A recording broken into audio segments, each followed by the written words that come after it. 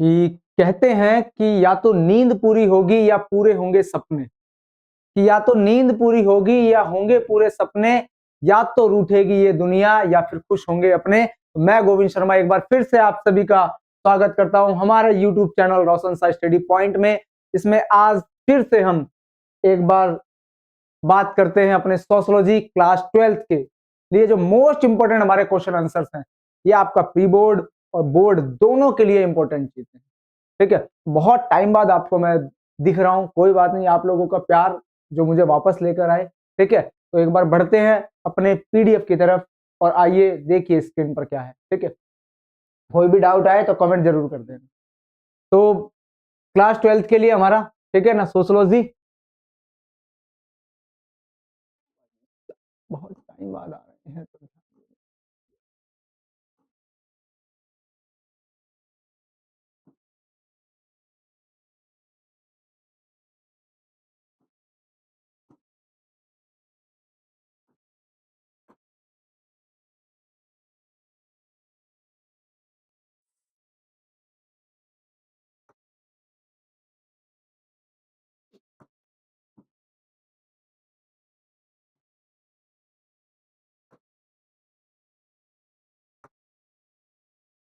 बस भाई अभी स्टार्ट ही कर रहे हैं। ठीक है, तो क्लास 12th के लिए हमारा रहेगा सोशियोलॉजी के लिए। तो पहला क्वेश्चन आपको जो स्क्रीन पर दिख रहा है, भारतीय समाज में जनसांख्यिकी से आप क्या समझते हैं? तो जनसांख्यिकी से क्या समझ सकते हो? 2 सेकंड रुको, थोड़ा सा बड़ा कर दूं।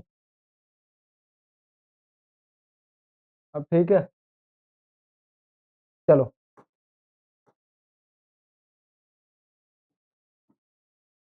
तो कह रहा है कि भारतीय समाज में जनसांख्यिकी से आप क्या समझते हो? जनसांख्यिकी क्या है? तो देखो, अगर इंग्लिश भाषा की बात करें तो ये वर्ड होता है हमारा डेमोग्राफी। तो डेमोग्राफी दो शब्दों से मिलकर बना है, जिसमें कह सकते हो डेमोस, जिसका मतलब ही क्या होता है, लोग यानी कि पीपल, और ग्राफिन का मतलब कह सकते हो वर्णन। तो क्या हुआ, यानी कि लोगों का वर्णन ही हमें जनसांख्यिकी या फिर जनांकिकी कहलाता है। ठीक है, डेमोग्राफी कहलाता है। एज इट इज लिखकर आ जाओगे आप लोग, बहुत अच्छा करके। ठीक है, बढ़ते हैं क्वेश्चन नंबर 2 की तरफ। वर्ण और जाति में अंतर बताइए। तो वर्ण और जाति में क्या है, तो समझने के लिए थोड़ा सा ध्यान रखना। वर्ण हमेशा ध्यान रखना कि कर्म आधारित थे, जाति जन्म आधारित होती है। वर्ण हमारे पास में 4 ही हैं। ठीक है, 4 ही थे, और जातियां हमारे पास में असंख्य, जिसमें कह सकते हो परिवर्तनशील और अपरिवर्तनशील, ये सारी बातें करते हैं। ठीक है, तो पहला वर्ण कर्म प्रधान होते हैं, और जो जाति है वो जन्म से आधारित होती है। ठीक है, कि जाति जब मतलब पैदा होता है तो उसके साथ ही कहते हैं कि जाति के साथ ही पैदा होता है। ठीक है, लेकिन वर्ण के नियम जो होते हैं वो लचीले होते हैं, यानी कि जो 4 वर्ण है हमारे पास में, ब्राह्मण, क्षत्रिय, वैश्य, शूद्र, तो अपने कर्मों के अनुसार, ठीक है, ये किसी भी श्रेणी में जा सकते हैं।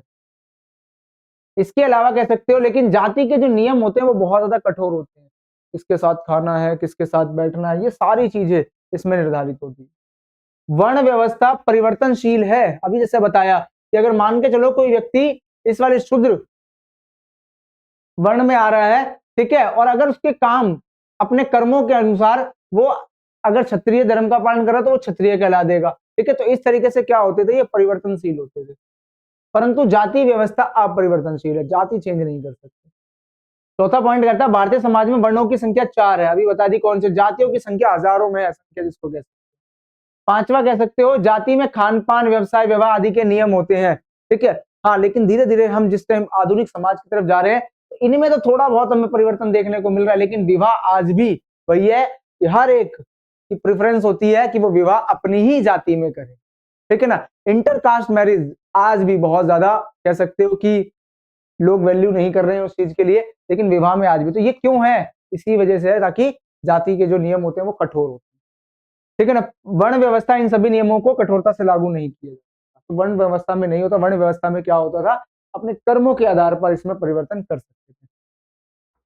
बढ़ते हैं क्वेश्चन नंबर 3 की तरफ। नातेदारी से आप क्या समझते हैं? तो नातेदारी से क्या है, तो उसमें हमें जो पढ़नी है नातेदारी वो दो प्रकार की पढ़नी है, एक रक्त मूलक और दूसरी कह सकते हो विवाह मूलक नातेदारी।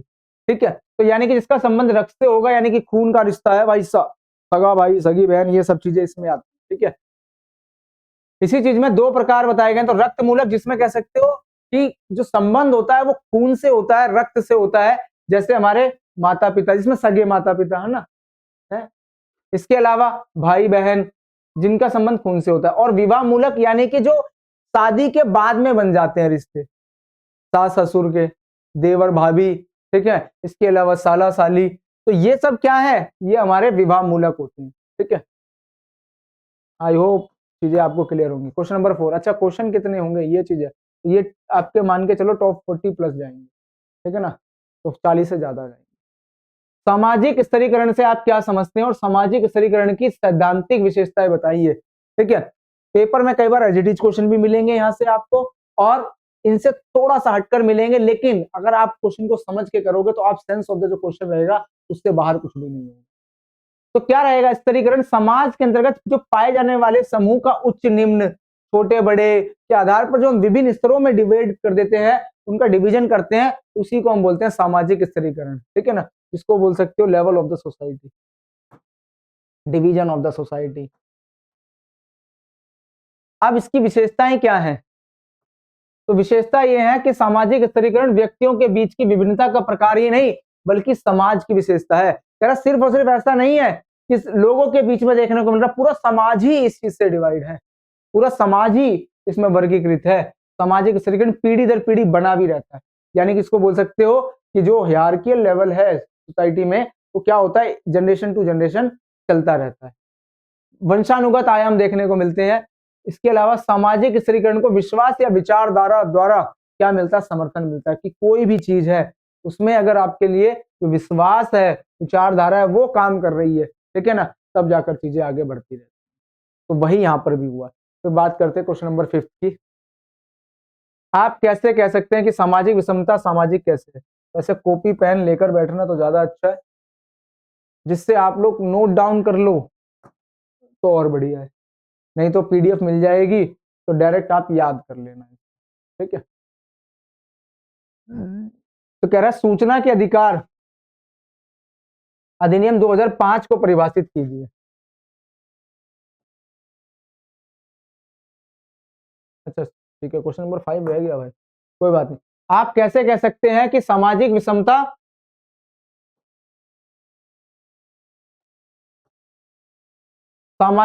सामाजिक कैसे है, तो कैसे कह सकते हैं कि जो हम सामाजिक विषमता यानी कि बहुत ज्यादा जो विभेद देखने को मिलता है, ये सामाजिक कैसे है, यानी कि कहीं ना कहीं समाज ने इसमें कुछ ना कुछ योगदान दे रखा है तभी तो चल रही है। हाँ बिल्कुल, तो कैसे है, व्यक्ति से नहीं है, पूरे समूह से है भाई। अगर एक व्यक्ति से तो चेंज भी किया जाए, ये पूरा का पूरा जो है समूह ही इसको फॉलो कर रहा है, तो इसीलिए ये आगे बढ़ रही है। सेकंड, इनका कोई आर्थिक सरोकार तो नहीं होता, कि ऐसा भी नहीं है कि आर्थिक चीजों से बढ़ रही है, नहीं ऐसा भी नहीं है, बस बढ़ रही है ना। तो इस तरीके से क्या है, इसको विश्वास विचारधारा इनसे होता है, तो पूर्ण रूप से व्यवस्थित व संरचनात्मक होते हैं, यानी कि हर एक चीज का स्ट्रक्चर बना रखा है। ठीक है ना, जो सोसाइटी है उसने इन चीजों को इतना ज्यादा कह सकते हो विस्तार विश्वास इन सबसे समर्थन कर दिया है कि वो असामाजिक ही लगती है। फिर आता क्वेश्चन नंबर 6, सूचना के अधिकार अधिनियम 2005 को परिभाषित कीजिए। तो एक तो पहला यहीं से बन गया, सूचना का अधिकार कब आया था, तो ये आया था हमारे पास में 2005 में। इसका मतलब क्या है, इसका मतलब यही होता है कि जो सरकारी कर्मचारी है, ठीक है, जो भी सरकार काम कर रही है, सरकार के कर्मचारी, वो सब कुछ आपको ब्यौरा देने के लिए तैयार रहेंगे। 30 दिन का टाइम होता है, ठीक है, बस वो जो भी इंफॉर्मेशन मांगी जाएगी उसमें टाइम लगता है, ठीक है ना, तो कितना 30 दिन के भीतर वो उपलब्ध कराएंगे। तो एक रोड बन रहा है, उसमें कौन सा मटेरियल यूज हुआ है, कितना खर्चा आया है, उस सब इंफॉर्मेशन आप ले सकते हैं, तो 30 दिन के भीतर उसका जवाब दिया जा सकता है। तो लाभ और महत्व क्या है,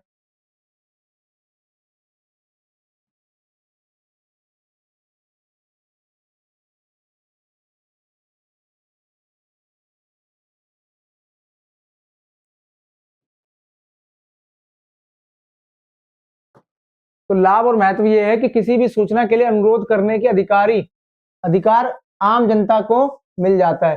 पहले नहीं हो रहा था ना, पहले पता ही नहीं चलता था जनता को, तो जो ये ट्रांसपेरेंसी लाने के लिए, पारदर्शिता लाने के लिए क्या हुआ, लोगों को अधिकार दिया गया कि आप इंफॉर्मेशन मांग सकते हो आरटीआई के तहत, ठीक है ना, बोलते हैं आरटीआई के तहत, तो राइट टू इन्फॉर्मेशन। सेकंड है विभिन्न परियोजनाओं के लिए धन आवंटित किए जाने के बारे में लोगों को जानकारी प्राप्त करने का अधिकार, जो भी मैंने बताया, चाहे वो कोई सा भी काम हो रहा हो, ठीक है ना, स्कूल से लेकर आपका रोड बनना, कहीं पर भी कुछ हो रहा है तो उसमें आप इंफॉर्मेशन मांग सकते हैं। जनता को दस्तावेजों की प्रतिलिपियां प्राप्त करने का अधिकार होता है, जो भी उसके लिए, यानी कि जो फोटोकॉपी है या फिर जो भी इंफॉर्मेशन मांगी गई है उसके पास में हमारा अधिकार होता है। अब वो दस्तावेज, कार्यों, अभिलेखों का निरीक्षण करने का अधिकार जनता के पास हो गया, तो उसके बाद से फिर क्या चीजें निकल कर आई भाई, उसकी हम जांच भी कर सकते हैं, निरीक्षण कर सकते हैं। जनता को कार्य की सामग्री को प्रमाणित नमूने लेने का अधिकार होता है कि उसका हमें कोई ना कोई सैंपल दे दें, नमूना दे दें कि भाई ये चीज इसमें लगाई गई है, ये मटेरियल यूज हुआ है, ठीक है, इतना खर्चा आया है, तो ये सारी चीजें इसमें। और इसके अलावा वो इन्फॉर्मेशन कैसे मिलेगी, या तो प्रिंट आउट के माध्यम से मिल जाएगी, या फ्लॉपी डिस्क के माध्यम से मिल जाएगी, टेप के जरिए, वीडियो कैसेट के जरिए, या फिर कोई भी इलेक्ट्रॉनिक जो मीडियम होगा, माध्यम होगा, उससे जनता तक इंफॉर्मेशन पहुंच जाएगी। तो बढ़ते हैं क्वेश्चन नंबर 7 की तरफ, कि सांप्रदायिकता से आप क्या समझते हैं। तो सांप्रदायिकता से आप क्या समझते हैं, जिसमें कैसे सांप्रदायिकता का अर्थ क्या होता है, भाषा में धार्मिक पहचान पर आधारित आक्रामक उग्रवाद से लिया जाता है। यानी कि इसमें क्या कह सकते हो, धर्म के नाम पर जो दंगे देखने को मिलते हैं वो सांप्रदायिकता है। तो इसी चीज से कह सकते हो आक्रामक हो गए जो धर्म के नाम पर, उसको ही बोलते हैं आक्रामक उग्रवाद, ठीक है। उग्रवाद अपने आप में एक ऐसी अभिव्यक्ति होती है जो अपने ही समूह को वैध या श्रेष्ठ मानती है और अन्य समूह को निम्न या अवैध विरोधी समझती है। उनको लगता है जो हमारा अपना समूह है वो तो श्रेष्ठ है और जो अन्य लोगों का है वो निम्न है। बस यहीं से सांप्रदायिकता जन्म ले लेती है। अरे ठीक है, अपना श्रेष्ठ है लेकिन दूसरे का निम्न नहीं बताना है। जहां निम्न बताओगे तो दूसरा फिर अपने आप को श्रेष्ठ बताएगा और इसी चक्कर में क्या हो जाते हैं, आपस में ही दंगे हो जाते हैं। तो इसी को बोलते हैं सांप्रदायिक दंगे हो गए, या फिर सांप्रदायिकता को बढ़ावा मिल रहा है। ठीक है, बढ़े आगे। क्वेश्चन नंबर 8, जन सांख्यिकी के प्रकार बताइए, या फिर पेपर में आ जाता है जन सांख्यिकी के प्रकार बताइए। तो इसके जो प्रकार हैं वो हमारे पास में है दो। एक कह सकते हो सामाजिक जनांकिकी और दूसरा क्या है हमारे पास में आकारिक जनांकिकी। तो सामाजिक में क्या है, जिसमें सामाजिक, आर्थिक व राजनीतिक पक्षों पर विचार किया जाता है, जो समाज के हैं, चाहे वो आर्थिक कैसे तरीके से रह रहे हैं, राजनीतिक रूप से कैसे, तो वो इसमें हम बात करेंगे सामाजिक में। अब आकारिक क्या है, जिसमें आकार का अध्ययन किया जाता है, जनसंख्या, कितनी जनसंख्या है, उसका क्या आकार है, कितने पीपल मैन है, कितने जो पीपल है वो फीमेल है, इस तरीके से इसमें हम क्या करेंगे, आकारिक बात करेंगे। नेक्स्ट क्वेश्चन है क्वेश्चन नंबर 9, संविदा खेती से आप क्या समझते हैं, ये भी इंपॉर्टेंट है। संविदा इसको बोलते हैं कॉन्ट्रैक्ट पर, और कॉन्ट्रैक्ट हमेशा कैसे होगा, खेती करने से पहले होगा। ठीक है, तो प्री एग्रीमेंट होता है ये, तो वही चीज बोल सकते हो। संविदा कृषि क्या है, अग्रिम समझौतों के अंतर्गत प्राय पूर्व निर्धारित कीमतों पर कृषि उत्पादों के उत्पादन और आपूर्ति हेतु किसानों और विपणन फर्मों के बीच एक समझौता को संदर्भित करती है। यानी कि मान के चलिए इस तरीके से यहाँ पर क्या है कि हमारी ये फार्म है, कृषि फार्म, और यहाँ पर कौन है, जो भी कमर्शियल सेंटर है जो इनसे खरीदेंगे वो यहाँ पर है, मान के चलो यहाँ पर है विपणन केंद्र। अब जो किसान और विपणन केंद्र के बीच में जो समझौता हुआ है कि आपकी फसलों का जो भी हमें होगा ये इतना रेट दिया जाएगा इनके बीच में, ठीक है ना, सरकार के बीच में हो तो वो होता है एमएसपी, यहाँ पर ये चीजें, तो ये होता है हमारे लिए संविदा खेती। तो अब इनके हिसाब से जिस तरीके से यहाँ पर सेटलमेंट होगा प्राइस को लेकर, पैसे को लेकर, उस हिसाब से इनको जो खेती करनी होगी वो इनके हिसाब से करनी होगी, विपणन केंद्रों के साथ। आई चीजें समझ में, तो इसी को बोलते संविदा। तो बहुत ही आम है, खास करके इसमें क्या क्या आता है, फूल की खेती, पहले पैसा मिल गया कि भाई आप इस तरीके के फूल उगा देना, अंगूर उगा देना, अनार, कपास, क्षेत्रों में जहां खेती, किसानों को वित्तीय सुरक्षा प्रदान, क्योंकि उनको पहले ही पैसा मिल गया उसके लिए। ठीक है, वहीं यह किसानों के लिए अधिकार सुरक्षित भी बन जाती है। इसमें कोई कंपनी या फिर कोई व्यक्ति किसान के साथ अनुबंध करता है कि किसान द्वारा उगाई गई फसल को एक निश्चित समय पर जो दाम पर खरीदेगा, यानी कि इतना टाइम है, इतने टाइम पर हम आपको ये चीजें आपसे खरीद लेंगे। जिसमें क्या होता है, खाद, बीज, सिंचाई, मजदूरी सहित अन्य खर्चे कॉन्ट्रैक्टर के होते हैं, जो इसको कॉन्ट्रैक्ट दे रहा है उसके खर्चे होंगे। कॉन्ट्रैक्टर के अनुसार ही किसान खेती करता है, जो मैंने अभी आपको बता दिया। बढ़ते आगे, क्वेश्चन नंबर 10, समुदाय की विवेचना कीजिए। तो समुदाय क्या है, जिसको हम बोल सकते हैं कम्युनिटी। ठीक है, तो कम्युनिटी जिसका हिंदी रूपांतरण समुदाय होता है, दो लैटिन शब्दों से बना है, कॉम और म्यूनिस। कॉम का मतलब क्या होता है, टुगेदर, साथ में आना। म्यूनिस का मतलब क्या होता है, सर्विंग, यानी कि सेवा करना। तो हम क्या कर रहे हैं, कम्युनिटी क्या है, जो एक साथ आकर क्या करती है, सेवा करती है, समाज के लिए काम करती है, उसी को हम बोलते हैं कम्युनिटी। बोलो बढ़िया लगा हो तो चले आगे, चलो आओ। क्वेश्चन नंबर 11 देखा, कितनी आराम से हमने, आसानी से, डिटेल में समझते समझते हमने 10 क्वेश्चन भी पूरे कर लिए। ठीक है, चलो आओ फिर आगे बढ़ते हैं। रॉबर्ट माल्थस की जनसंख्या वृद्धि का सिद्धांत बताइए। बहुत इंपॉर्टेंट है, देख लो, ये आ ही जाता है रॉबर्ट माल्थस का, चाहे 2 में आ जाए या 3 में आ जाए, आ ही जाएगा। तो थॉमस रॉबर्ट माल्थस का जनसंख्या वृद्धि का सिद्धांत क्या है, तो उन्होंने 2 तरीके से बताया है। क्या बोला है, जनसंख्या ज्यामितीय अनुपात से बढ़ती है। ज्यामितीय क्या है, 2, 4, 8, 16, 32, 64। उन्होंने बोला क्या हो रहा है, जनसंख्या इसी तरीके से डबल डबल में बढ़ रही है। और दूसरा क्या बोला, जो कृषि उत्पादन में वृद्धि है वो गणितीय से होती है, यानी कि वो कैसे हो रही है, समांतर रूप से, जैसे 2, 4, 6, 8, इनके बीच में गैप देख रहे हो, 2-2 का है, 2-2 का गैप, 2-2 का। तो बोल रहे क्या दिख रहा है, जनसंख्या जब 2 थी तब खाना भी 2 था, जनसंख्या 4 हुई तो क्या हुआ, खाना भी 4 हुआ, लेकिन जब जनसंख्या 8 हुई तो खाना तो 6 ही हुआ। यूं मान के चलो 8 लोग 6 खाने वाले। जब जनसंख्या 16 हो गई तो खाने वाले तो सिर्फ, खाने के लिए हमारे पास में 8 ही चीजें। तो ये क्या हुआ बीच में, इनका मानना यह था रॉबर्ट माल्थस का, इससे क्या होगा, सोसाइटी में इम्बैलेंस आ, असंतुलन। असंतुलन बहुत जरूरी है बेटा, जिंदगी में भी काम करने के लिए बहुत जरूरी है संतुलन। तो जनसंख्या और खाद्य सामग्री में असंतुलन पैदा हो जाता है, तो इसीलिए संतुलन जरूरी है। बढ़ते हैं क्वेश्चन नंबर 12 की तरफ। और जैसे आप लोग भी हो तो अपने 12th क्लास में, तो ये संतुलन में हो तभी तो आगे चीजें चल पाएंगी। जिस बच्चे ने अपना सिलेबस ही पूरा नहीं कर रहे हैं, जिन्हें पता ही नहीं है कि अरे बाद में कर लेंगे, बाद में कर लेंगे, बाद में कुछ नहीं होगा भाई। ठीक है, तो आपको ही बैलेंस बनाते हुए चलना पड़ेगा, शेड्यूल बना के चलना पड़ेगा, टाइम टेबल बनाकर चलना पड़ेगा, तब जाके होगा। तो लास्ट में तो इतना सब कुछ कंपाइलेशन हो जाएगा, फिर कहोगे अरे यार क्या पढ़े, तब समझ में नहीं आएगा कि ये पढ़े कि वो पढ़े, ये पढ़े कि वो पढ़े। इसीलिए थोड़ा थोड़ा थोड़ा थोड़ा आगे बढ़ते रहो, एक एक साल का पूरा टाइम मिलता है। और अल्पसंख्यकों को क्यों संवैधानिक संरक्षण दिया जाना चाहिए, और बाकी कोई डाउट है तो हम तो हैं, कमेंट कर दो भाई। ठीक है, तो बहुसंख्यक वर्ग के जनसंख्या के प्रमुख कारण धार्मिक तथा सांस्कृतिक अल्पसंख्यकों को विशेष संरक्षण की आवश्यकता होती है। इसलिए निम्नलिखित कारणों से अल्पसंख्यकों को संवैधानिक संरक्षण दिया जाता है। तो पहले बात करते हैं अल्पसंख्यक क्या है। तो अल्पसंख्यक जो संख्या में कम है, जो संख्या में क्या है, कम है, तो उनको तो बोलते हैं अल्प। अल्प का मतलब कम, संख्या का मतलब, संख्यक का मतलब संख्या। ठीक है, तो जो संख्या में कम है वो चीज है, तो अब उनको संवैधानिक अधिकार दिए गए हैं ताकि वो लोग अपने जीवन को आसानी से चला पाए। क्यों, क्योंकि अल्पसंख्यक राजनीतिक दृष्टि से कमजोर होते हैं। भाई राजनीति में ज्यादातर कौन आ जाते हैं, बहुसंख्यक। इसके अलावा अल्पसंख्यक सांस्कृतिक दृष्टि से अलाभकारी स्थिति में है। अल्पसंख्यकों के लिए पूर्वाग्रह और रूढ़ है भाई, रूढ़, रूट नहीं, रूढ़, ये रूढ़ है,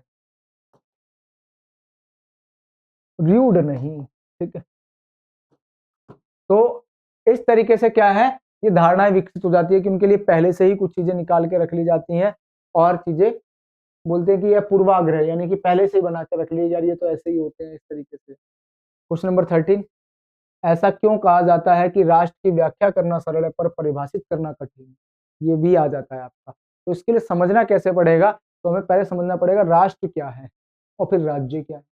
ठीक है, तो राष्ट्र क्या होता है, बड़े स्तर का समुदाय होता है, ये रहा, मान के चलो ये हमारा पूरा का पूरा राष्ट्र।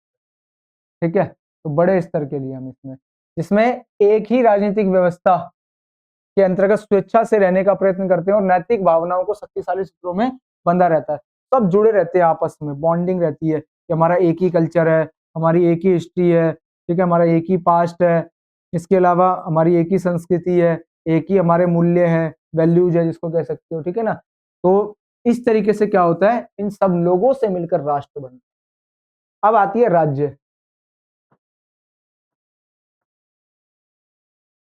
तो राज्य क्या है, राज्य एक ऐसा क्षेत्रीय समुदाय होता है जो प्रभुता संपन्न सरकार द्वारा नियमित और बाहरी नियंत्रण से मुक्त होता है, उसके ऊपर किसी तरीके का बाउंडेशन नहीं होता। राज्य मिलकर बनता है 4 चीजों से, तो याद करो कौन से 4 चीजें, 1 2 3 4। तो पहला, उसके पास में क्या होना चाहिए, राज्य की परिभाषा बता रहा हूँ, निश्चित भू क्षेत्र। तो जो एक्सप्लेनेशन दे रहा हूँ उसको भी ध्यान रखना, पेपर में काम आए। एक तो निश्चित भू क्षेत्र होना चाहिए, दूसरा जनसंख्या भी तो होनी चाहिए भाई, निश्चित भू क्षेत्र पर रहेगा कौन। तीसरा, जनसंख्या है तो यहाँ पर सरकार भी हो, शासन भी हो। अब सरकार बन गई है तो ऐसा ना हो कि उसके ऊपर बाहरी रूप से कोई प्रतिबंध किसी चीज का लगे, तो वो कैसे होने चाहिए, तो वो प्रभुत्व संपन्न होनी चाहिए। तो ये 4 चीजों से मिलकर क्या बनता है, हमारा राज्य बनता है, स्टेट बनता है, ठीक है ना, जिसमें definite territory, population, government and the sovereignty. तो ये 4 हमारे पास में कैरेक्टरिस्टिक होती है राज्य की। तो सेम वही चीज यहाँ पर, बाहरी नियंत्रण से जो मुक्त है वही है प्रभुत्व, ठीक है। अच्छा, प्रभुत्व संपन्न इसको कह सकते हो आप, संप्रभुता भी कह सकते हो आप। तो कहोगे वर्ड भैया ये वाला हमने कहीं देखा नहीं, तो आप इसको रख सकते हो आप, संप्रभुता, ठीक है ना। तो ये वर्ड देखने को मिल जाएगा, तो प्रभुत्व संपन्न, संप्रभुता, बात यही। अब दोनों को जब मिला दे तो मिलकर बनता राष्ट्र राज्य, इसलिए तो बोल रहे थे व्याख्या करना। यह एक विशेष प्रकार का राज्य है जिसमें आधुनिक जगत की विशेषताएं होती हैं और एक सरकार की एक निश्चित क्षेत्रफल संप्रभु शक्ति होती है और वहां रहने वाले लोग उसके नागरिक कहलाते हैं, सिटीजन कहलाते हैं, उसको बोलते हैं हम राष्ट्र राज्य, यानी कि जो दोनों चीजों का सम्मिश्रण हो। फिर आता क्वेश्चन नंबर 14, भारत में जनजातीय जीवन के ऊपर प्रकाश डालिए। जनजातीय के ऊपर भारतीय संविधान के अनुसार निर्धनता, शक्तिहीनता, सामाजिक लांछन से पीड़ित सामाजिक समूह है, इन्हें जनजाति भी कहा जाता है, आम भाषा में इन्हें वनवासी, आदिवासी के नाम से जाना जाता है। तो इनको हम क्या बोलते हैं, जनजातीय जीवन कैसा है, आदिवासी लोग किस तरीके से रह रहे हैं, तो वो बात करते हैं।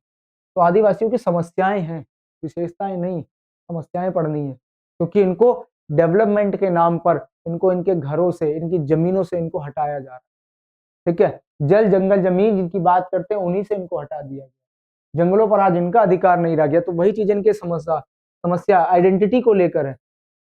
तो आदिवासी क्षेत्रों में सघन औद्योगिकरण की नीति के कारण उनके आवास की परिभाषा देखने को मिल रही है, उनका घर ही छीन लिया गया डेवलपमेंट के नाम पर, इंडस्ट्रीज के नाम पर, ठीक है ना। सेकंड, राष्ट्रीय वन नीति बनाम,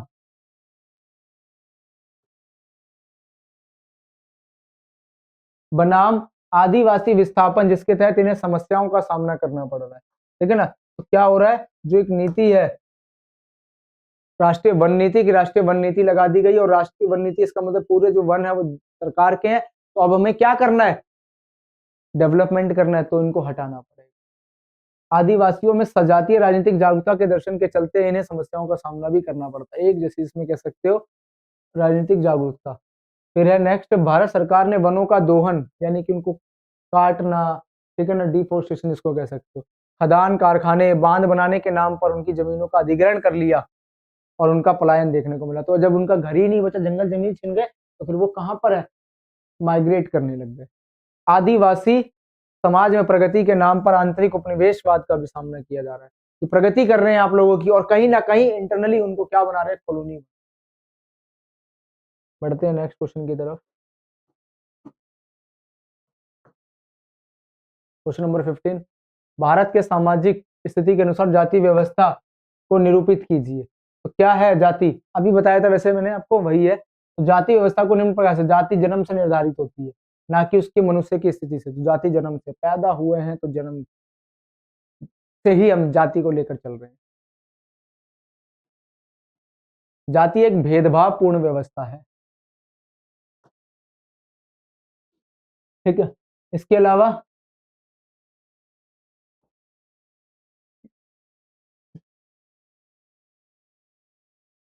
तो जाति के आधार पर स्त्रीकरण देखने को मिलता है, जो सामाजिक हमने देखा था विभिन्नीकरण है, वो उस जाति के आधार पर देखने को मिलता है। शुद्धता व अशुद्धता के आधार पर विभाजित होती है, ठीक है ना, शुद्धता व अशुद्धता कि ये जाति शुद्ध है, ये जाति अशुद्ध है, पता नहीं कैसे हो सकती है ऐसे। पानी सबके लिए एक है, वायु सबके लिए एक है, सूरज सबके लिए एक है, रोशनी जो आ रही है, लेकिन ये पता नहीं शुद्ध और अशुद्ध का कॉन्सेप्ट। जाति व्यवस्था में व्यक्तियों का उनके व्यवसाय के आधार पर वर्गीकरण देखने को मिलता है। इसके अलावा इसमें विवाह संबंधी कठोर नियम देखने को मिलते हैं। तो विवाह के ऊपर मैंने पहले भी आपको बताया, विवाह के नियम बहुत कठोर होते हैं। सिक्स्थ है, जाति व्यक्ति की सामाजिक स्थिति को निर्धारित करती है कि उसकी सामाजिक स्थिति क्या, समाज में कितना ऊंचा उसको स्थान प्राप्त है, वो जाति डिफाइन कर देती है। बस वो अपनी जाति का नाम बोले तो लोग समझ जाते हैं, अच्छा ये उच्च जाति से कि निम्न जाति से। इसको अलग से प्रभाव देखने को मिलता है। जाति व्यक्ति का खान पान रहन सहन कठोर नियम निर्धारित करती है। ठीक है, तो ये चीजें हैं कि किसके साथ में खाना है, किसके साथ में बैठना है, ये सारी चीजें। फिर आता है हकदारी की पूर्ति का अभाव से क्या तात्पर्य है। ठीक है ना, तो अमर्त्य सेन द्वारा दिया गया था ये विचार। तो पूछा जाता है किसने दिया था, तो समाजशास्त्री अमर्त्य सेन। अनेक विद्वानों ने दर्शाया कि अकाल जो अनाज के उत्पादन में गिरावट आने के कारण ही नहीं पड़ता। कह रहा जो अकाल पड़ते हैं उसका कारण सिर्फ ये नहीं है कि अनाज पैदा नहीं हो पाया, कह रहे नहीं, बल्कि हकदारी की पूर्ति का अभाव भी है कि कई बार क्या होता है लोग खरीद ही नहीं पा रहे उसको, महंगा मिल रहा है, लोगों के पास में तो नहीं पैसे नहीं है कि वो उसको खरीद पाए। तो कह रहे हक था ना उनको खरीदने के लिए, लेकिन उसको महंगा कर दिया गया तो वो खरीद ही नहीं पाए, तो इसकी वजह से भी तो अकाल पड़ गए। ठीक है ना, खरीदने या किसी तरह से प्राप्त करने के लोगों की अक्षमता के कारण भी अकाल पड़ते हैं कि पता चला कि लेने गए तो शॉप ही बंद दिख रही है, अनाज अंदर रखा हुआ है लेकिन वो मिल ही नहीं रहा, तो वो भी है इसके लिए। इसलिए इस समस्या से निपटने के लिए भारत सरकार ने भूख और भुखमरी की समस्या समाधान के लिए राष्ट्रीय ग्रामीण रोजगार गारंटी अधिनियम नाम का एक कानून बनाया है। ठीक है ना, इसको हम क्या बोलते थे, नरेगा। नरेगा फिलहाल अब इसका नाम चेंज कर दिया गया। ठीक है, तो कोई कमेंट में बता देना, वैसे तो शायद इसका वी राम करके कुछ हुआ है। ठीक है ना, विकसित भारत राष्ट्रीय आरोग्य कुछ इस तरीके से हुआ है, मेरे को भी कंफर्म नहीं है। ठीक है ना, बट इसका चेंज हो गया, इतना तो है, यही कुछ। ठीक है, तो भारत में जनसांख्यिकी लाभांश को परिभाषित कीजिए। अगर ध्यान आ जाएगा थोड़ी देर में तो मैं बता दूंगा। ठीक है, तो जनसांख्यिकी लाभांश को परिभाषित कीजिए। तो जनसांख्यिकी लाभांश क्या है कि जब कार्यशील लोगों की संख्या पराश्रित लोगों की संख्या से अधिक होती है, यानी कि जो लोग काम करने वाले लोग हैं और जब वो क्या हो गए हैं, ज्यादा हो गए हैं, वहां अधिक समृद्धि होती है। यानी कि जो काम करने वाले लोग हैं ज्यादा अगर हो गए हैं तो ऑब्वियसली क्या होगा, वहां पर समृद्धि फैलती चली जाएगी, तो अनुपात गिरता रहता है, इसे ही जनसांख्यिकी का लाभांश कहते हैं। अब जो एज होती है कार्यशील की वो होती है 15 से 59 वर्ष, 60 भी कह सकते हो। इतने वर्ष से क्या होता है लोग कमाने लगते हैं, तो यानी कि इससे पहले के जो 14 साल तक और जो सीनियर सिटीजन है 60+, वो लोग क्या होते हैं, पराश्रित होते हैं। बढ़ते हैं नेक्स्ट क्वेश्चन की तरफ। क्वेश्चन नंबर 18, बाकी यही दे रखा है। ठीक है,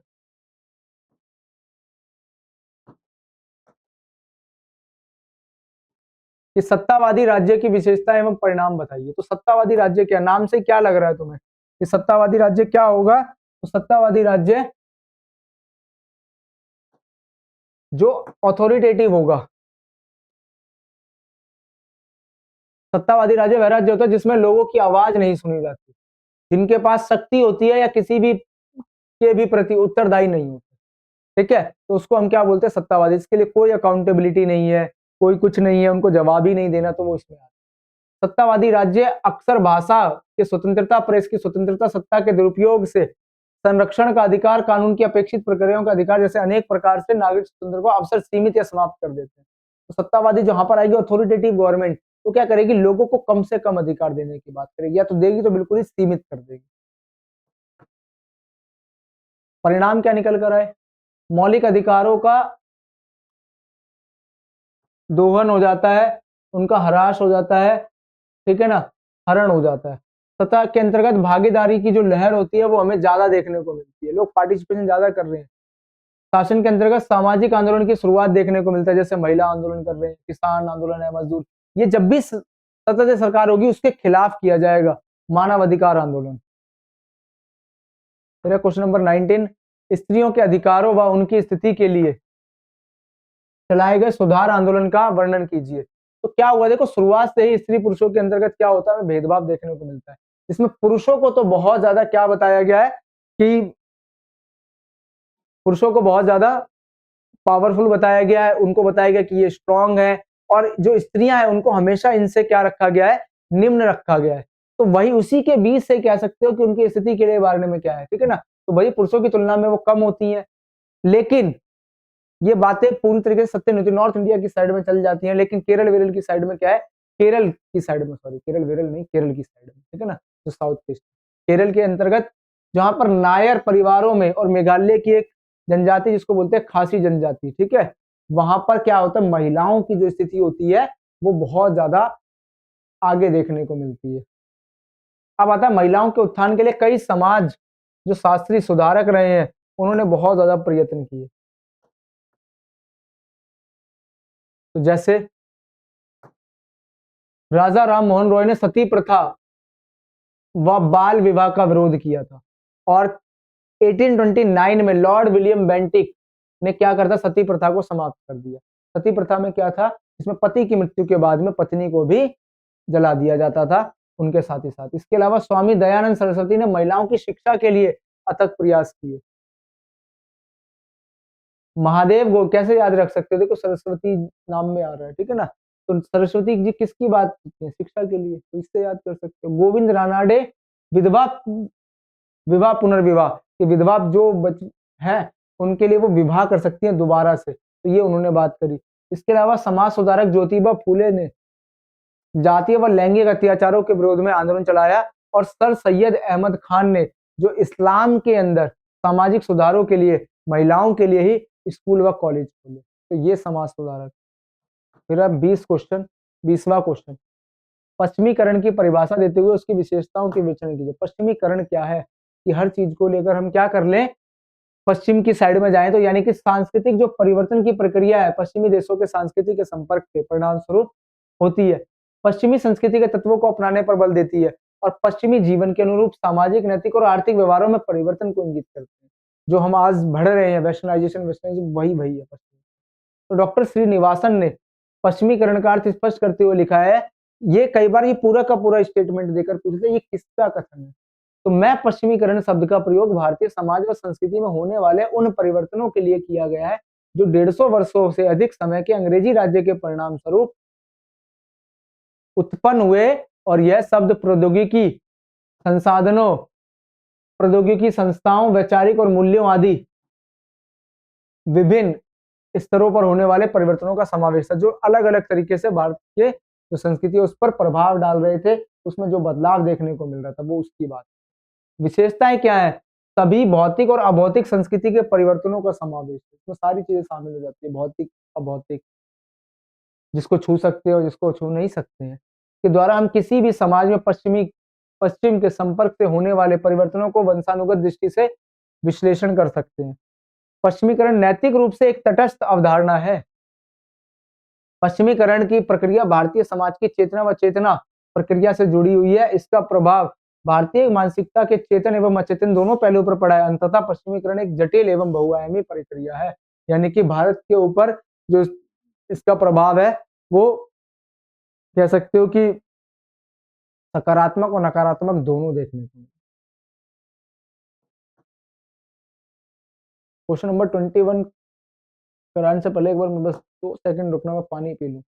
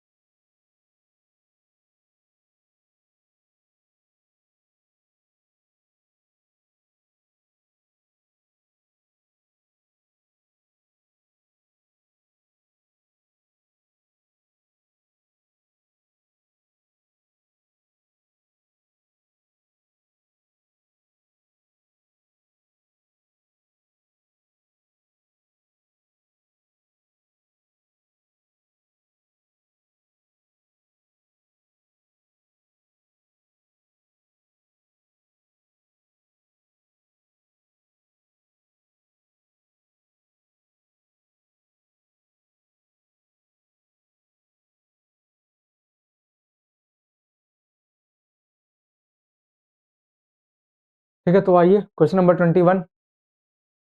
नागरिक समाज से आप क्या समझते हैं, वो नागरिक समाज के द्वारा उठाए गए मुद्दे क्या हैं? तो नागरिक समाज उसे व्यापक कार्य क्षेत्र को कहते हैं जो परिवार के निजी क्षेत्र से परे होता है, लेकिन राज्य और बाजार दोनों क्षेत्र से बाहर।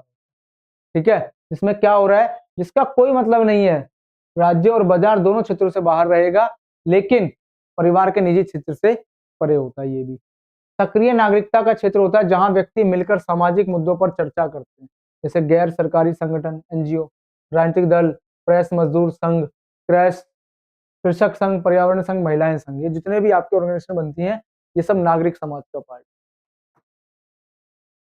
तो नागरिक समाज के द्वारा उठाए गए मुद्दे क्या है? तो पर्यावरण के मुद्दों को नागरिक समाज द्वारा सॉल्व किया गया है। ठीक है ना। तो सुरक्षा संबंधी मुद्दे, जनजाति की जो भूमि की लड़ाई है, उनके जंगल जमीन की बात कर रहे हैं, नागरिक समाज द्वारा ही की जा रही है। नागरिक समाज द्वारा महिलाओं के प्रति हिंसा और बलात्कार के विरुद्ध जो अभियान चलाए गए, वो नागरिक समाज द्वारा ही चलाए गए। महिलाओं की सुरक्षा के लिए जो आवाज उठाई गई, नागरिक समाज द्वारा पर्यावरण संबंधी मुद्दे भी उठाए गए, जैसे बांधों का निर्माण, उससे होने वाले क्या प्रॉब्लम है उसकी बात करी गई। विकास की अन्य परियोजनाओं के कारण जिन लोगों को विस्थापित कर दिया गया, उन्हें पुनर्वास देने के लिए, कि जिसका घर वर छीन लिया गया है, ठीक है ना, विकास के नाम पर, तो उनको फिर दोबारा से कहीं ना कहीं बसाओ तो सही। पुनर्वास की बात करी तो वो नागरिक समाज ने करी। नागरिक समाज द्वारा जो गंदी बस्तियों को हटाने के विरुद्ध और उन्हें आवासीय अधिकार दिलाने के अभियान चलाए गए, कि जो झुग्गी झोपड़ी है, गंदी बस्तियां हैं, ठीक है ना, स्लम एरिया, अगर उसको हटा रहे हो अच्छी बात है, हटाओ, लेकिन उसकी जगह पर पहले, हटाने से पहले उनको एक बार दूसरी जगह पर व्यवस्थित तो कर दो। वो इसकी बात करते हैं नागरिक समाज। तो वो भी तो कहीं ना कहीं भारत के ही नागरिक हैं, तो उनको हटा तो रहे, तो उनको दूसरी जगह जगह दो। ठीक है, तब जाकर चीजें इसमें चल पाएंगी। नागरिक समाज द्वारा प्राथमिक शिक्षा संबंधी सुधार व स्वास्थ्य संबंधी सुधार के लिए आवाज उठाई गई, कि जितना भी शिक्षा पर जोर दीजिए, स्वास्थ्य पर जोर दीजिए, तब जाकर चीजें चलेंगी। इसके अलावा नागरिक समाज द्वारा राज्य को कामकाज पर नजर रखने के लिए, ठीक है, कि राज्य किस तरीके से काम कर रहा है, उस पर नजर रखने का काम करने के लिए। यही काम नहीं है कि नागरिक समाज सिर्फ और सिर्फ कहोगे, कहते हैं कि सिर्फ हम वोट देकर आ गए और कहें हमारा काम खत्म हो गया। नहीं, नागरिक समाज की जिम्मेदारी यही है कि वोट देकर आ गए, या उस सरकार से सवाल भी पूछे जाए कि कितना काम कर रहे हो, क्या काम किया गया है। ठीक है ना, सिर्फ हमारा काम यही नहीं है कि बस वोट देकर आना है, आगे भी तो चीजें हैं। किस चीज के लिए वोट मांगे गए थे, क्या वो काम हुआ या नहीं हुआ, सत्ता में आने से पहले क्या बोल थे और सत्ता में आने के बाद में क्या बोल है। ठीक है, तो वो नागरिक समाज उसी चीज के लिए बात करते हैं। तो वही राज्य के कामकाज पर नजर रखने और उस कानून का पालन करने संबंधी मुद्दे जनता के समक्ष रखने का कार्य किया है। ठीक है, तो वो नागरिक समाज करते हैं। फिर अब भारत में क्षेत्रवाद से आप क्या समझते हैं? तो भारत में क्षेत्रवाद से क्या समझते हैं? तो क्षेत्रवाद क्या है, जो सिर्फ और सिर्फ एक क्षेत्र की विचारधारा से, ठीक है, इसमें ये लोग अपने लिए ही पहचान की बात करेंगे, अपनी भाषा, जिसमें कह सकते हो साउथ के वो हिंदी भाषा को लेकर चिंतित रहते हैं। तो क्षेत्रवाद भारत की भाषाओं, संस्कृति, जनजातियों और धर्म की विविधता के कारण पाया जाता है। इसके अंतर्गत विशेष पहचान चिन्ह के कारण प्रोत्साहन देखने को मिलता है। ठीक है, ठीक है ना, क्लास 12 में आप पढ़ रहे होंगे ना, पॉलिटिकल साइंस के अंदर चैप्टर नंबर जो है हमारा क्षेत्रीय आकांक्षा, वो इसी से रिलेटेड है। तो भारतीय संदर्भ में क्षेत्रवाद धर्म पर आधारित है, अर्थात अलग अलग क्षेत्र में अलग अलग धर्म के लोग भारत के अंतर्गत निवास करते हैं। इसके अलावा भारत के अंतर्गत भी क्षेत्रवाद भाषा पर आधारित भी है, जैसे विभिन्न भाषाओं को समावेश देखने को मिलता है। जैसे पुराना जो मुंबई राज्य है, पहले उसका नाम बम्बई था, आज मुंबई हो गया। ठीक है ना, तो उसमें मुंबई राज्य के अंदर मराठी, गुजराती, कन्नड़ और कोंकणी बोलने वाले लोगों का बहुभाषी राज्य था। सिर्फ इसमें मुंबई की बात हो रही, परंतु आज इन सभी भाषाओं के आधार पर सारे अलग अलग राज्य बन गए। ठीक है, अलग कर दिया गया। मद्रास जो राज्य है, उसमें तमिल, तेलुगु, कन्नड़, मलयालम बोलने वाले लोगों का समावेश था, आज ये भी अलग अलग हो गए। ठीक है ना, अलग अलग इनके नाम अलग अलग स्टेट दे दिए गए। भारतीय क्षेत्रवाद जनजातीय पहचान पर भी आधारित है, जिसमें 2000 के अंदर, सन 2000 में ये भाषा के आधार पर हुए, जनजातीय आधार पर हुए, जिसमें मध्य प्रदेश से कौन सा अलग हुआ, छत्तीसगढ़। इसके अलावा बिहार से झारखंड अलग हुआ, उत्तर प्रदेश से उत्तराखंड अलग हुआ। ये जनजातीय पहचान पर आधारित हुए थे। तो अभी बात करती क्या है क्षेत्रवाद, तो जनजातीय पहचान और दूसरा आप कह सकते हो किस पर, भाषा के आधार पर। क्वेश्चन नंबर 23, सामाजिक आंदोलन की परिभाषा देते हुए सामाजिक आंदोलन के प्रकार बताइए। तो क्या है सामाजिक आंदोलन? क्या है? एक प्रकार का सामूहिक क्रिया है। सामाजिक आंदोलन व्यक्तियों और संगठनों के विशाल अनौपचारिक समूह होते हैं जिनका ध्येय यानी कि मोटिव विशेष सामाजिक मुद्दे पर केंद्रित होता है। दूसरे शब्दों में ये कोई सामाजिक परिवर्तन करना चाहते हैं, उसका विरोध करते हैं या फिर किसी सामाजिक परिवर्तन को समाप्त या पूर्व स्थिति में लाना चाहते हैं। यानी कि क्या स्थिति चल रही थी सामाजिक आंदोलन से पहले, क्यों करना पड़ रहा है ये सामाजिक आंदोलन, तो वही कोशिश कर रहे हैं कि इसके जरिए हम क्या कर पाए, चीजों को दोबारा से रीस्टैब्लिश या फिर कह सकते हो कि पुनर्स्थापित कर पाए। सामाजिक आंदोलन के प्रकार क्या है? तो प्रतिदानात्मक आंदोलन है। यह आंदोलन क्या होता है, पूछ रहा था आपसे अलग से। यह आंदोलन व्यक्तियों की चेतना तथा गतिविधियों में परिवर्तन लाते हैं। जैसे केरल के झावा समुदाय के लोगों ने श्री नारायण गुरु के नेतृत्व में अपनी सामाजिक प्रथाओं को बदलने का कार्य किया। इन्होंने मानव जाति के लिए एक जाति, एक धर्म, एक भगवान का नारा दिया था।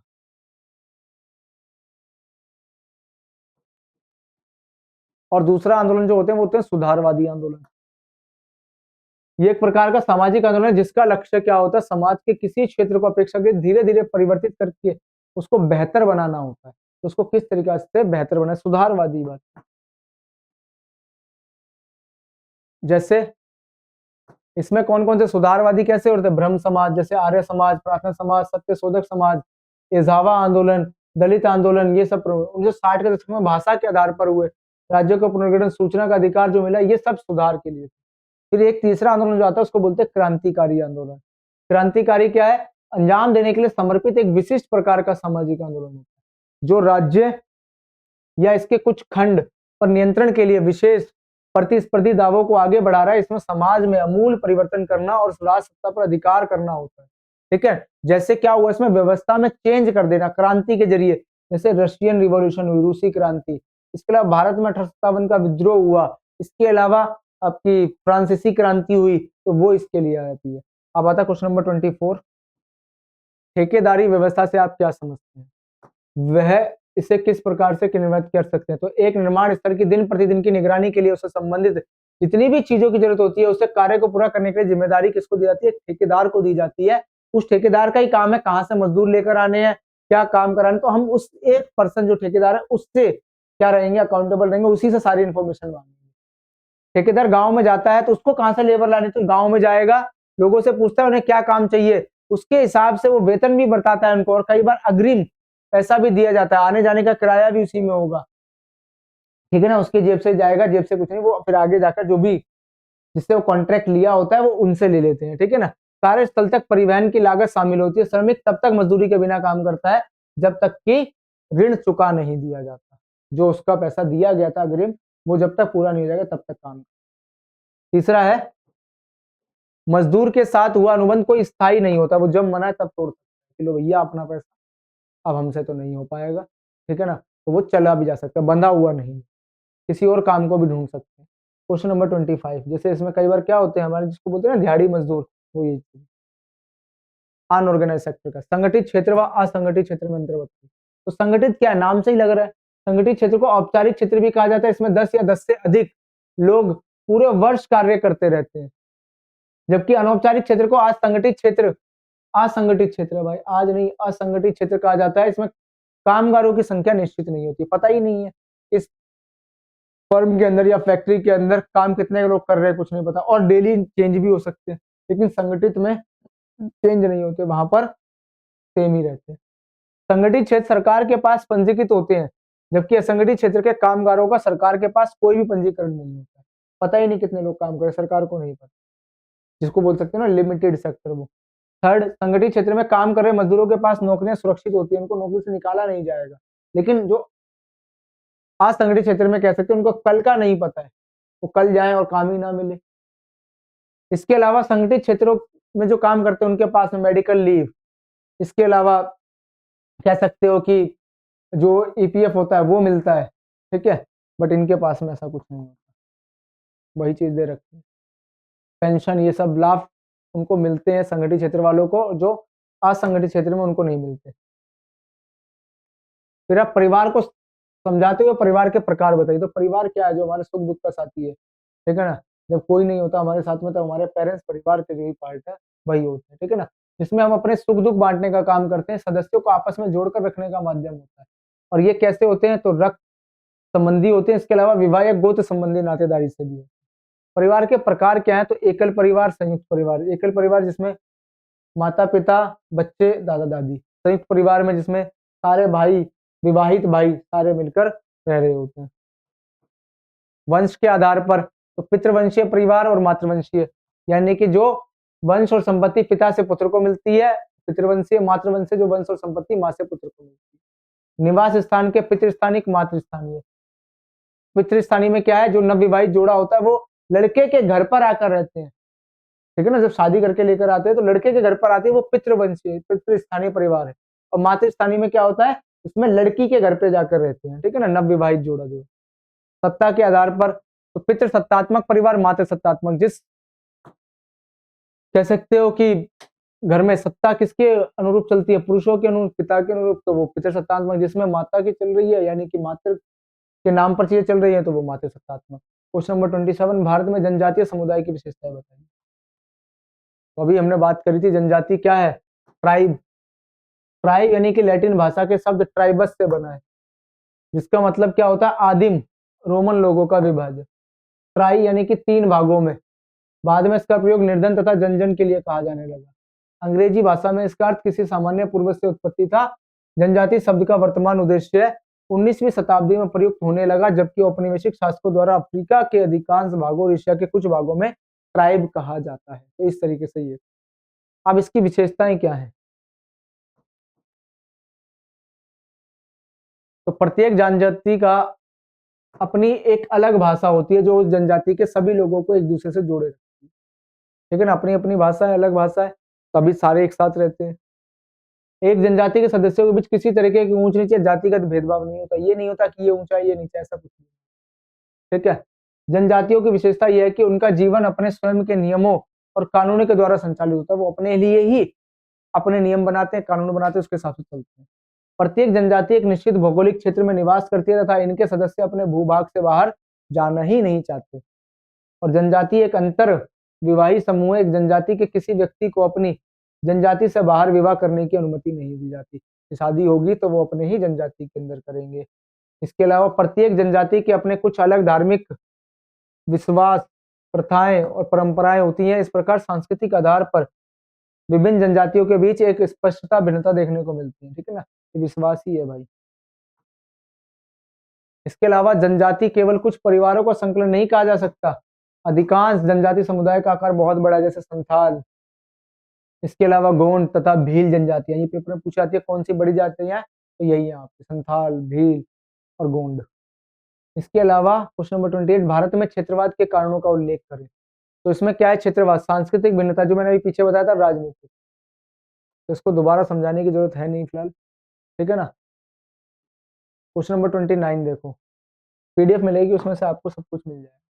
समाज सुधार आंदोलन क्या है और भारतीय समाज पर सुधार आंदोलन के सामाजिक प्रभाव का। तो सुधार आंदोलन क्या? समाज के व्यापक ढांचे के अंतर्गत निहित सामाजिक संबंधों, मूल्यों और नियमों में विशिष्ट अथवा सुधार के लिए चलाए जाते हैं। सुधारवादी आंदोलन प्राय वैध साधनों का प्रयोग करते हैं और समाज के वर्तमान ढांचे में बिना किसी छेड़छाड़ के परिवर्तन लाने की कोशिश करते हैं। इसको बोलते हैं समाज सुधार। ये नहीं कह रहे कि भाई इसके अंदर चेंजेस लाइए, नहीं, चेंजेस लाने हैं, लेकिन किस तरीके से कि समाज में अव्यवस्था ना फैले। जैसे राजा राममोहन से लेकर गांधी, सभी सुधारकों ने महसूस किया था कि भारतीय समाज में सामाजिक और धार्मिक पतन का मुख्य कारण समाज में व्याप्त भारी अज्ञानता और अशिक्षा। और जब जब अज्ञानता और शिक्षा के माध्यम से बोलबाला देखने को मिलता है, तभी कहीं ना कहीं उसमें अंधकार युग की तरफ हम बढ़ते चले जाते हैं, ठीक है? तो इसीलिए अंधकार युग से निपटने के लिए हमारे को ज्ञान और शिक्षा की जरूरत होती है। तो सामाजिक सुधार आंदोलन के सामाजिक प्रभाव क्या है? तो धार्मिक समन्वय है, मानवतावाद है। राजा राममोहन रॉय के ब्रह्म समाज से लेकर स्वतंत्र आंदोलन के समय तक सभी सुधारकों ने हिंदू धर्म के आचारों में इस तरह परिवर्तन करने पर बल दिया जिससे हिंदू धर्म को अधिक सहिष्णु और मानवतावादी बनाया जा सके। जिसमें हिंदू धर्म सबसे ज्यादा सहिष्णु है, सहन करता है हर एक चीज के लिए, मानवतावादी है।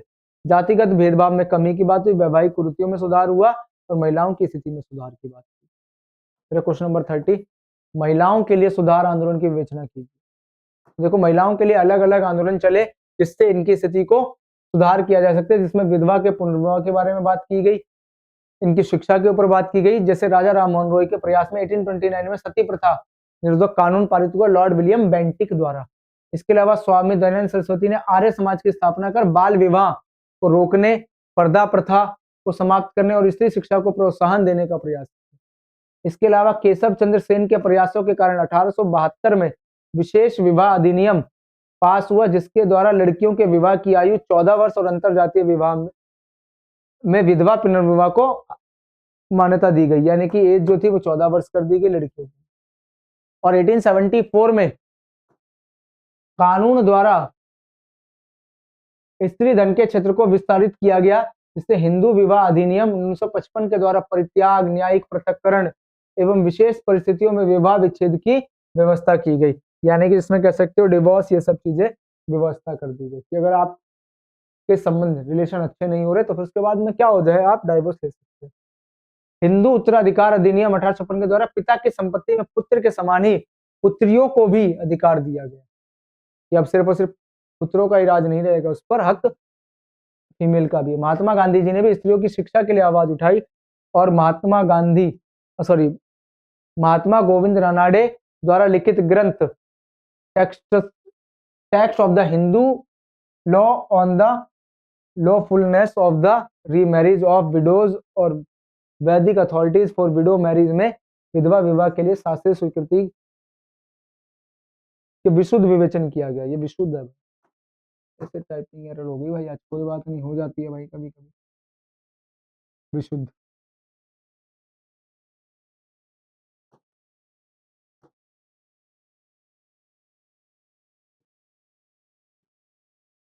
और सर सैयद अहमद खान ने इस्लाम की विवेचना की और उसमें स्वतंत्र अन्वेषण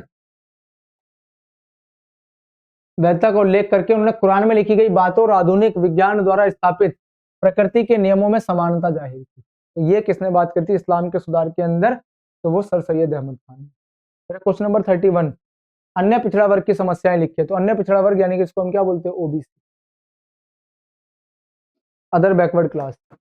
तो यानी कि ये क्या थे, समाज में इतने भी ऊंचे नहीं थे कि जो उच्च लोग हैं उनसे नीचे और निम्न से ऊपर थे। तो अन्य पिछड़ा आर्थिक रूप से पिछड़े हुए लोग, पिछड़े हुए आर्थिक रूप से पिछड़े हुए लोग नहीं, बल्कि उन जातियों से हैं जो जाति व्यवस्था में निम्न स्थान पर होते हुए भी अनुसूचित जातियां नहीं है, तथा जो सामाजिक, आर्थिक और शैक्षणिक रूप से पिछड़ी हुई है। किस रूप से पिछड़ी हुई, सामाजिक, आर्थिक और शैक्षणिक। इस दृष्टिकोण से अन्य पिछड़े वर्गों का एक अवशिष्ट श्रेणी अथवा बची हुई श्रेणी भी कहा जाता है कि ये बच गई थी भाई।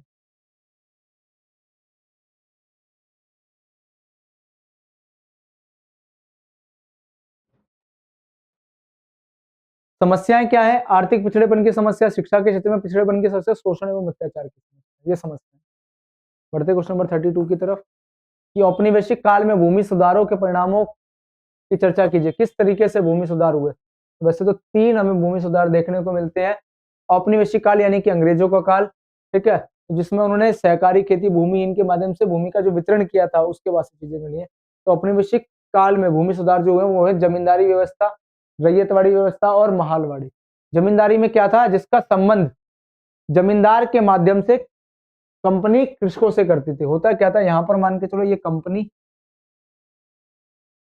यहाँ पर है कृषक, तो कृषकों के साथ कंपनी का डायरेक्ट संबंध नहीं होता था, बीच में होते थे जमींदार। तो कृषक इनको जो भी टैक्स की रूप में होती थी जमींदारी व्यवस्था में जो भी निश्चित होती थी, और कंपनी को जाकर ये जमा करा देते थे। तो इस तरीके से ये होता था जमींदारी व्यवस्था, जिसमें जो मूल्य था वो क्या होता था, फिक्स होता था। दूसरा आता है आपका रैयतवाड़ी व्यवस्था। तो रैयत का मतलब होता है किसान, ठीक है। तो रैयतवाड़ी यानी कि रैयत का मतलब होता है कृषक या किसान। तो अब कंपनी का जो संबंध था वो डायरेक्ट क्या हो गया, किसानों से कर लिया गया। तो इसी को बोल दिया सरकार का सीधा संबंध किसान या फिर भूमि सहाय से होता था, इसको बोलते थे ये। तीसरा होता है महालवाड़ी। महाल का मतलब होता है गांव। कि अब क्या करा इन्होंने कि किसी एक व्यक्ति पर यानी कि कृषक पर टैक्स ना लगाकर अब पूरे गांव पर लगा दिया। अब मान के चलो ये गांव है, इस गांव में 15 लोग हैं, एग्जाम्पल के लिए समझ लो, इसमें आपके 20 हैं, इसमें आपके जो भी 40 है, इस तरीके से क्या हुआ, इन पर टैक्स लगाया। तो जब एक एक व्यक्ति के पास नहीं जाएंगे, इस पूरे गांव के ऊपर लगाया कि जो इस गांव के ऊपर है वो 300 रुपए लगेगा, इस गांव के ऊपर है तो वो उस तरीके से मान के चलो 400 रुपए लगा दिया, एग्जाम्पल के लिए समझ, ठीक है ना। तो इस तरीके से लिया जाता है, पूरे गांव से लिया जाता है। अब कोई कम ज्यादा जैसे मर्जी देकर वो अपने आपस में कर लिया। नेक्स्ट है आपका जनसंचार के साधनों का वर्णन कीजिए। तो जनसंचार यानी कि जिसको कहते हैं जो लोगों तक जिसकी पहुंचो बड़े पैमाने पर, 4 साधन है, टेलीविजन, रेडियो, समाचार पत्र और सबसे बढ़िया जो आज चल रहा है वो है इंटरनेट। कोई नहीं बचा हुआ है, देख लो।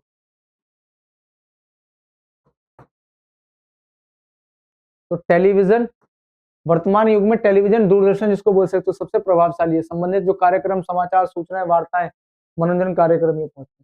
रेडियो को लगता है कि हमें रेडियो नहीं है, रेडियो भी बहुत जगह काम आता है, ठीक है ना। भारत में रेडियो भी जनसंचार का महत्वपूर्ण साधन है। रेडियो द्वारा विभिन्न समाचार मिलने के साथ नाटकों, वार्ताओं के द्वारा ग्रामीण को नई नई जानकारियां मिलती थी, लोग सुनने बैठते थे। इसके अलावा समाचार पत्र जो सबसे ऑथेंटिक बताया जाता है, ठीक है ना। समाचार पत्र, लग रहा था कि इंटरनेट इन सबके बाद से समाचार की वैल्यू नहीं है। समाचार पत्र में जो भी चीज होगी वो सटीक होगी, हर जगह उसको वैलिड माना जाता है क्योंकि बिल्कुल सटीक है। नीतियों मूल्यांकन करने का सबसे प्रभावशाली साधन है। इसमें लोगों की अपनी सामाजिक समस्याओं से लेकर अंतर्राष्ट्रीय स्तर तक के विषयों के प्रति जागरूकता पैदा होती है। इंटरनेट, ठीक है ना, जिस पर कितना सारा इंफॉर्मेशन उपलब्ध है, ज्ञान की बातें भी है और अफवाहें से लेकर सब कुछ है। तो इंटरनेट जनसंचार के देख लो ना, यही है। इंटरनेट के माध्यम से आप लोग पढ़ भी रहे हैं और इंटरनेट का यूज ही देख लो, और भी चीजें। तो कैसे यूज करना है ये चीजें, कोई भी चीज है वो हमारे लिए वरदान और अभिशाप दोनों होती है। हम और आप इसको क्या कर रहे हैं, इंटरनेट का यूज करके देखो कितने बढ़िया तरीके से पढ़, ठीक है ना। आप आराम से रजाई में लेटे होंगे और आराम से पढ़ रहे हो आप लोग, है। उधर मम्मी से आप आलू के परांठे मांग रहे हो और उधर पढ़ भी रहे हो, क्या बढ़िया है, ठीक है। इंटरनेट जनसंचार के माध्यम सबसे ज्यादा उभरता हुआ संसाधन है, सबसे तेज प्रगति करने वाला जनसंचार का साधन है जो आम जनता तक आसानी से पहुंच रखता है। इंटरनेट में आज पूरी दुनिया की चीज देख सकते हैं, पूरे विश्व की खबर हमें इंटरनेट पर उपलब्ध होती है, पूरे वर्ल्ड की नॉलेज। फिर आता है धर्म सापेक्षीकरण का क्या अर्थ है। तो धर्म सापेक्षीकरण क्या है, इसका अर्थ है पहले जिन वस्तुओं को धार्मिक दृष्टि से देखा जाता था, अब उनके स्थान पर अब तार्किक, बौद्धिक, लौकिक दृष्टिकोण को महत्व दिया जाता है। अब जिसको कह सकते हो कि सवाल पूछा जाता है ऐसा कैसे होता है भाई, सिर्फ मानने से काम नहीं चलेगा, तो वो होता है आपका धर्म सापेक्ष, तो सापेक्षीकरण है। इसके अलावा आता है ग्रामीण नगरीय विभाजन के प्रमुख आधारों की विवेचना। तो प्रोफेसर AR देसाई ने अनेक आधारों का उल्लेख किया जिसकी सहायता से ग्रामीण नगरीय समुदाय के बीच अंतर को स्पष्ट किया जा सकता है। इंपॉर्टेंट है ये भी। उन्होंने क्या बताया, व्यवसाय के आधार पर। तो गांव के ज्यादातर लोग क्या काम कर रहे हैं, कृषि के, और जो शहरों के होते हैं वो गैर कृषि काम करते हैं।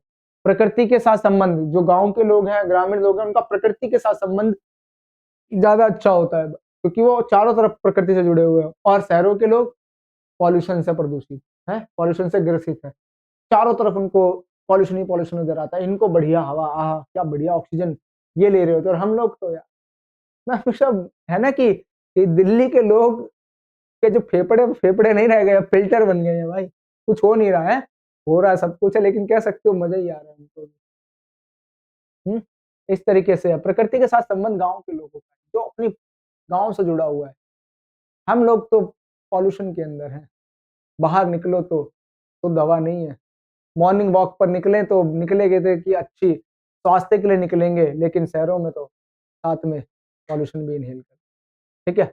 तो वही चीज है, और शहरों में वही है, कृत्रिम वातावरण की प्रधानता पाई जाती है। सामुदायिक आकार, गांव में सदस्यों की संख्या सीमित होती है, लघुता के कारण संबंध प्रत्यक्ष तथा व्यक्तिगत होते हैं, लेकिन नगर का आकार बड़ा होता है, सभी सदस्यों में प्रत्यक्ष संबंध संवाद नहीं होते, पता नहीं होता कि हमारे पड़ोस में रह कौन रहा है, किस बगल वाले फ्लैट में कौन रह रहा है, तो वो चीजें नहीं देखने को मिलती, ठीक है ना। जनसंख्या घनत्व, अपनापन जो होता है शहरों में कम देखने को मिलता है शहरों की तुलना।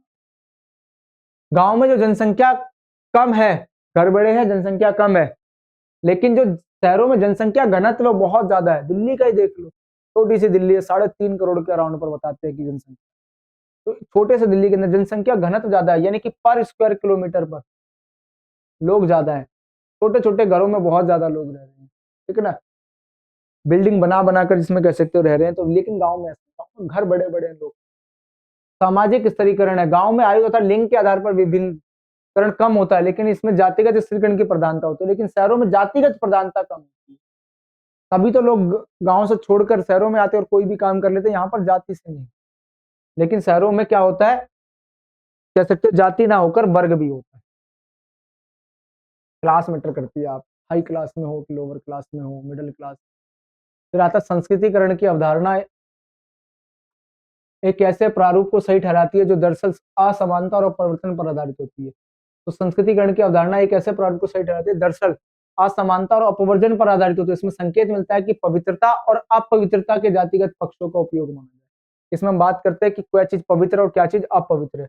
इसके अलावा इसमें पता चलता है कि कैसे भेदभाव उत्पन्न करने वाले विचार जीवन का अहम हिस्सा बन गए हैं, कि आज हमें लगी नहीं रहा कि यार ये सब तो भेदभाव से ग्रसित है। समाज की आकांक्षाएं के बजाय समाज भेदभाव को अपने तरीके से अर्थ देकर बहिष्कृत पदों को स्थापित कर दिया गया। संस्कृतिकरण के कारण स्वीकृति मिलने से लड़कियों और महिलाओं को असमानता की सीधी सीढ़ी में सबसे नीचे धकेल दिया जाता है। ठीक है ना, इसमें महिलाओं को तो क्या चीज है, संस्कृति का नाम देकर कर दिया जाता है नीचे की साइड में, जिसको कह सकते हैं उनको बिल्कुल ही निम्न पायदान पर। संस्कृतिकरण में अपने से नीचे वाले को भेदभाव की नजर से देखा जाता है और उसमें समाज गहराई तक लोकतंत्र विरोधी सोच का पता चलता है। एक तरफ हम लोकतंत्र की बात कर रहे हैं, दूसरी तरफ हम समाज के कितने तबकों को हम क्या कर रहे हैं, डाउन कर रहे हैं।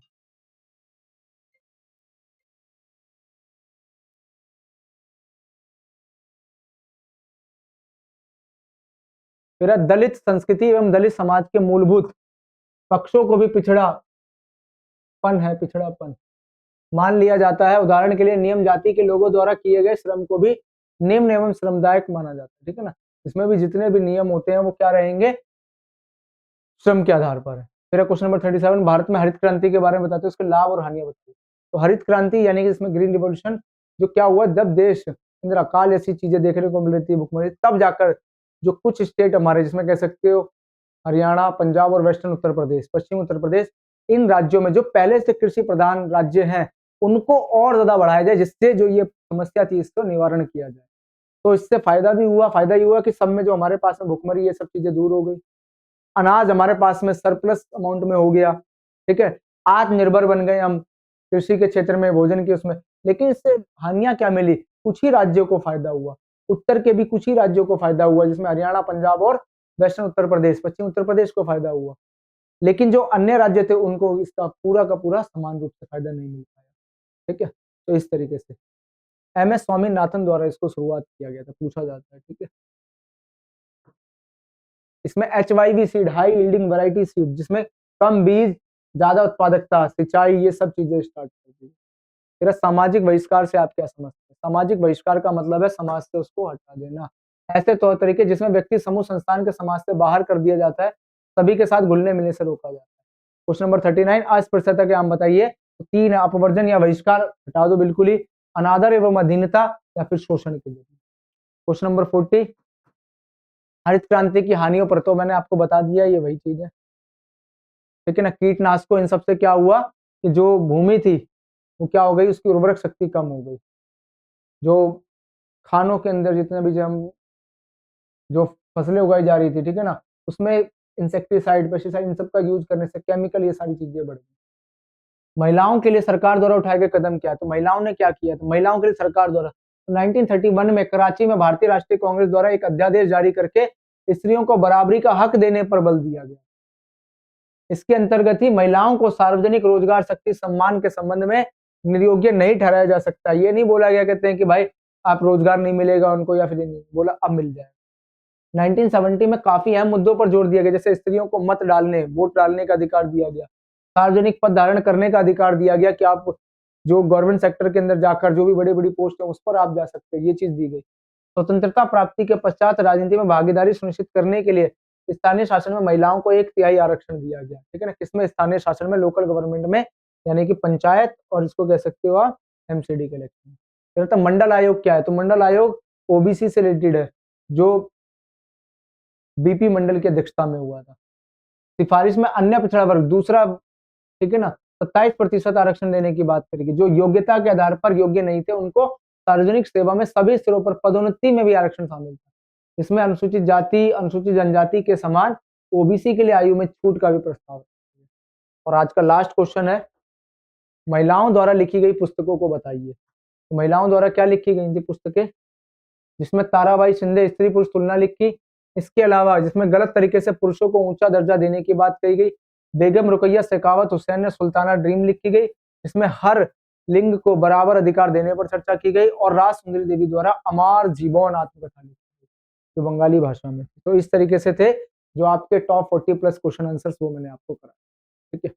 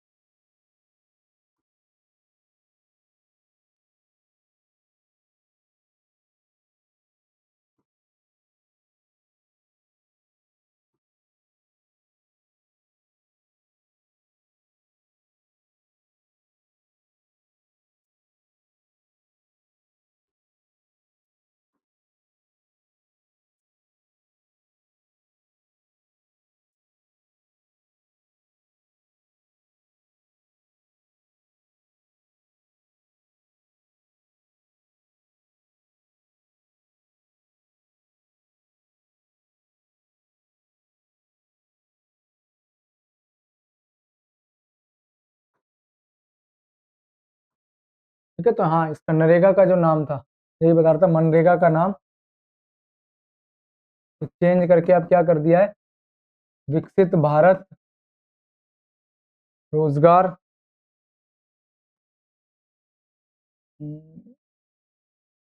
रैम था ना, रैम, विकसित भारत और रोजगार आजीविका मिशन ग्रामीण के लिए। हाँ, ये रहा। ठीक है ना, विकसित भारत रोजगार, विकसित भारत फॉर, है ठीक है ना, इस करके विकसित भारत गारंटी कुछ बीबीजी, विकसित भारत गारंटी और रोजगार मिशन, आजीविका मिशन, कुछ इस तरीके से। हाँ, ये ठीक है, अब हो गया विकसित भारत। ठीक है ना, गारंटी, रोजगार, ठीक है ना, आपका क्या बताया था मैंने इसका, मिशन करके। ठीक है ना, ग्रामीण, इस तरीके से है भाई। ठीक है ना, नाम हो गया फिलहाल, आपसे तो फिलहाल यही पूछेगा ग्रामीण। ठीक है ना, उस तरीके से तो नया नाम ये चीज़ हो गया। तो मिलते हैं आप सभी से नेक्स्ट क्लास में। ठीक है, आज के लिए धन्यवाद।